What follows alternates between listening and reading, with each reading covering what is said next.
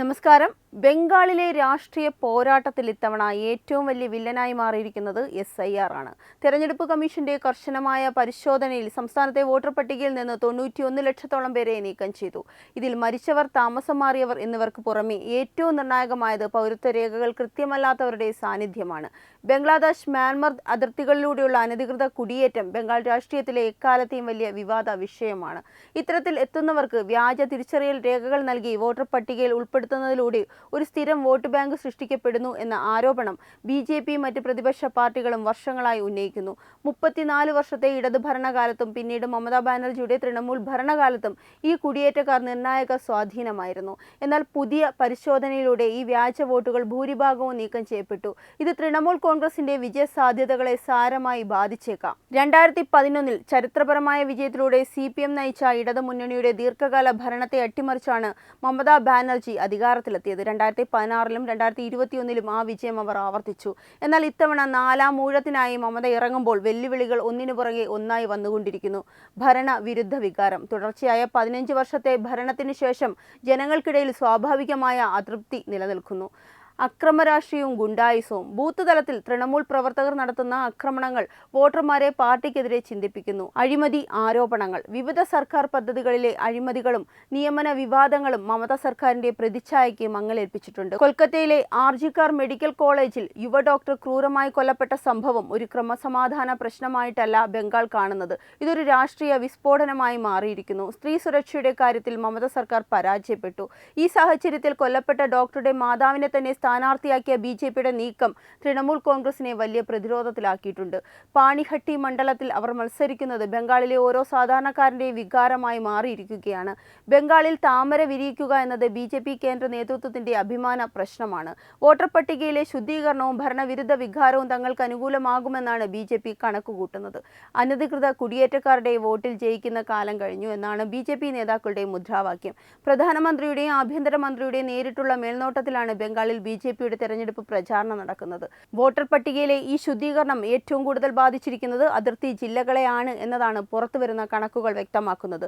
മുർഷിദാബാദിലെ ശംഷർഗഞ്ച്, ലാൽഗോള മണ്ഡലങ്ങളിലാണ് ഏറ്റവും കൂടുതൽ പേർ പട്ടികയ്ക്ക് പുറത്തായത്. ശംഷർഗഞ്ചിൽ മാത്രം ഏകദേശം 74,775 പേർക്ക് വോട്ടവകാശം നഷ്ടമായി. സമാനമായ രീതിയിൽ Malta, north Dinajpur, north 24 Parganas എന്നീ ജില്ലകളിലും ലക്ഷക്കണക്കിന് വോട്ടർമാർ നീക്കം ചെയ്യപ്പെട്ടു. മറുഭാഗത്ത് പുരുളിയ, ജാർഗ്രാം തുടങ്ങിയ ഗോത്രവർഗ മേഖലകളിൽ നിന്നും ആളുകൾ പട്ടികയിൽ നിന്നും പുറത്തായി. വെറുമൊരു ഭരണപരമായ നടപടി എന്നതിലുപരി വൻ ജുഡീഷ്യൽ പരിശോധനയ്ക്ക് ശേഷമാണ് ഈ അന്തിമ പട്ടിക പുറത്തിറങ്ങിയത്.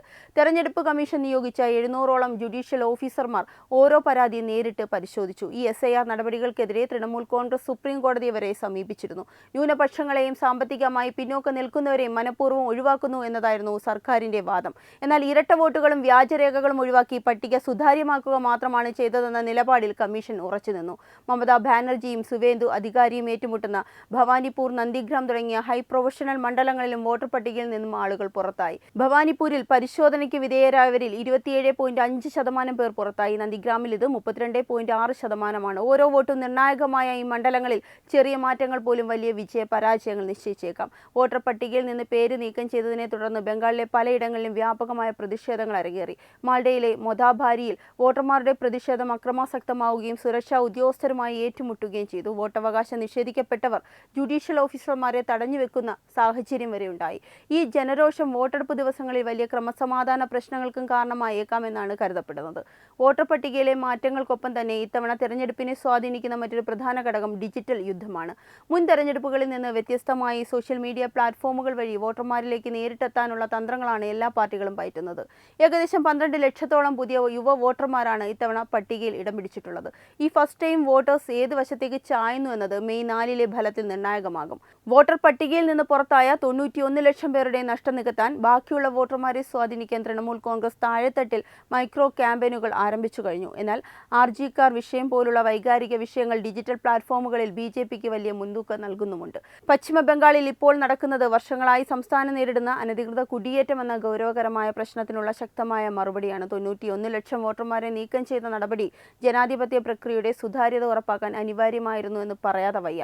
വ്യാജ വോട്ടുകൾ കൊണ്ട് അധികാരം നിലനിർത്തുന്ന രാഷ്ട്രീയ തന്ത്രത്തിന് ഇതോടെ തിരശ്ശീല വീഴുകയാണ്. മമതാ ബാനർജിയും തൃണമൂൽ കോൺഗ്രസും ഈ നടപടിയെ രാഷ്ട്രീയ പ്രേരിതമെന്ന് വിളിക്കുമ്പോഴും മതിയായ രേഖകളില്ലാത്ത ലക്ഷക്കണക്കിന് ആളുകൾ എങ്ങനെ വോട്ടർ പട്ടികയിൽ ഇത്രകാലം തുടർന്നു എന്ന ചോദ്യം അവശേഷിക്കുകയാണ്. വോട്ടർ പട്ടികയിലെ ഈ ശുദ്ധീകരണം ഒത്തുചേരുമ്പോൾ ബംഗാൾ ജനത ഒരു മാറ്റത്തിന് തയ്യാറെടുത്തു കഴിഞ്ഞു എന്ന വ്യക്തമായ സൂചനയാണ് ലഭിക്കുന്നത്. ഭരണകൂട ഭീകരതയ്ക്കും അഴിമതിക്കും മേൽ സാധാരണക്കാരന്റെ യഥാർത്ഥ വോട്ടുകൾ ഇത്തവണ വിജയം കാണുമോ എന്നതാണ് ഏപ്രിൽ 23 മുതൽ മെയ് 4 വരെ രാജ്യം കാത്തിരിക്കുന്ന ഉത്തരം. പശ്ചിമ ബംഗാളിൽ കഴിഞ്ഞ 1.5 ദശകമായി മമതാ ബാനർജി നിലനിർത്തിപ്പോന്ന രാഷ്ട്രീയ കരുത്തിന്റെ പിന്നാമ്പുറ രഹസ്യങ്ങൾ ഇപ്പോൾ വോട്ടർ പട്ടികയിലെ ശുദ്ധീകരണത്തിലൂടെ പുറത്തുവരികയാണ്. ബംഗ്ലാദേശ് മ്യാൻമർ അതിർത്തികൾ മലർക്കെ തുറന്നിട്ട് അവിടെ നിന്നും ഒഴുകിയെത്ത ലക്ഷക്കണക്കിന് അനധികൃത കുടിയേറ്റക്കാരെ സ്വന്തം വോട്ടർമാരാക്കി മാറ്റിയ കരിയർ പൊളിറ്റിക്സ് ആണ് മമത പയറ്റിയത്.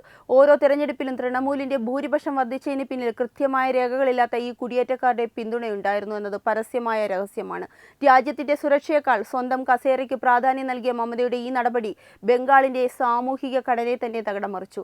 ഇപ്പോൾ 91 ലക്ഷം പേർ പട്ടികയ്ക്ക് പുറത്തായപ്പോൾ തൃണമൂൽ കോൺഗ്രസ് വിറൽ പിടിക്കുന്നത് തങ്ങളുടെ നിയമവിരുദ്ധ വോട്ട് ബാങ്ക് തകർന്നു എന്ന തിരിച്ചറിവിലാണ്. മമതാ ബാനർജിയുടെ ഭരണത്തിന് കീഴിൽ ബംഗാൾ കണ്ടത് ഇന്ത്യ കണ്ടതിൽ വെച്ച് ഏറ്റവും വലിയ ഭരണകൂട അഴിമതികളാണ്.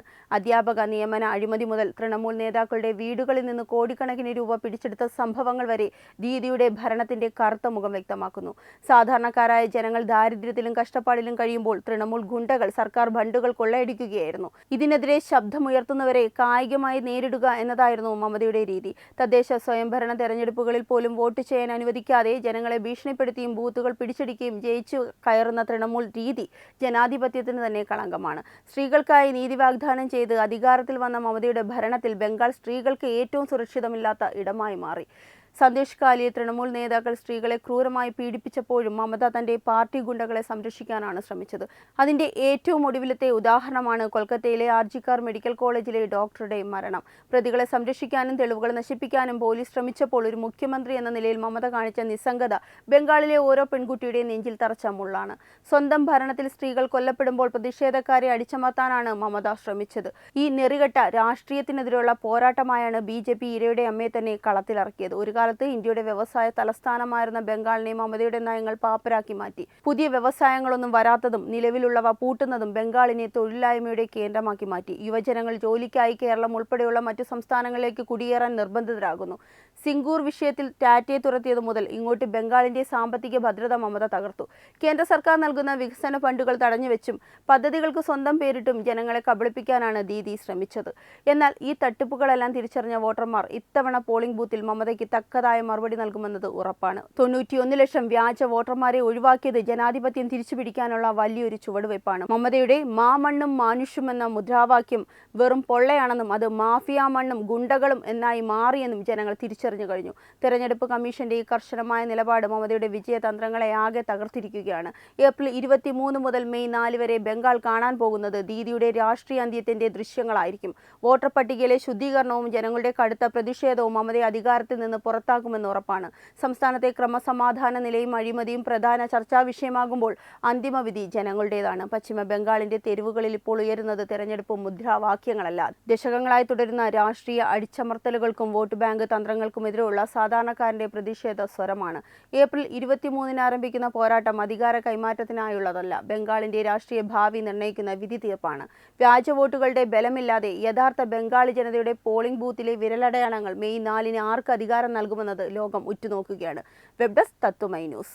HIV അണുബാധ സന്തോഷപൂർണമായ ഒരു ജീവിതത്തിന് തടസ്സമല്ല. HIV അണുബാധയ്ക്ക് ഫലപ്രദമായ ചികിത്സ ഇന്ന് ലഭ്യമാണ്. ഇതിന് യഥാസമയം അണുബാധ കണ്ടെത്തുന്നതും കാലേക്കൂട്ടി ചികിത്സ നടത്തേണ്ടതും അത്യാവശ്യമാണ്. സൗജന്യമായ ചികിത്സയും മാർഗനിർദ്ദേശങ്ങളും സർക്കാർ ആശുപത്രികളിലെ ART അഥവാ ഉഷസ് കേന്ദ്രങ്ങളിൽ ലഭ്യമാണ്. ആരോഗ്യ സംരക്ഷണം ഓരോരുത്തരുടെയും ഉത്തരവാദിത്തമാണ്.